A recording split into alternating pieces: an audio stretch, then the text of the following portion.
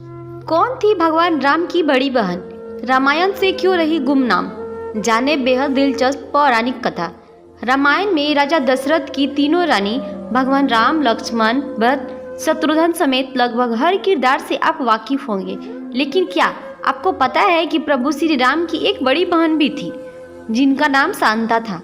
रामायण में वर्णित श्री राम, लक्ष्मण, माता सीता और हनुमान जी समेत सभी पात्रों से तो सभी लोग भाली भांति परिचित हैं।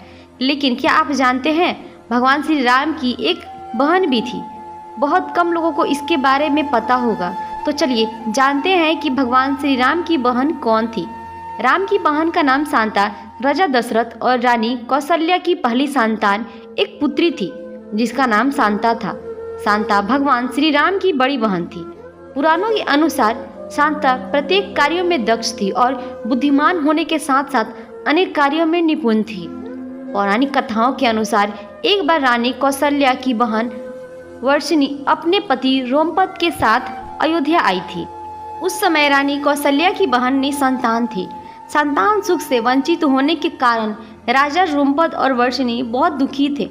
तब राजा दशरथ ने उनको दुखी और उदास देखकर अपनी पुत्री शांता को उन्हें गोद दे दी।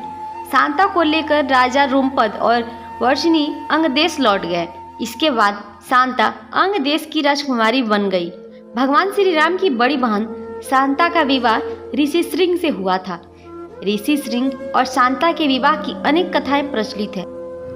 मान्यता के अनुसार जब राजा दशरथ को पुत्र की प्राप्ति नहीं हुई तो उन्होंने गुरु वशिष्ठ के कहने पर श्रृंग ऋषि से पुत्र का मेष्टि यज्ञ करवाया था, जिसके बाद भगवान राम सहित तीनों भाइयों अवतरित हुए थे।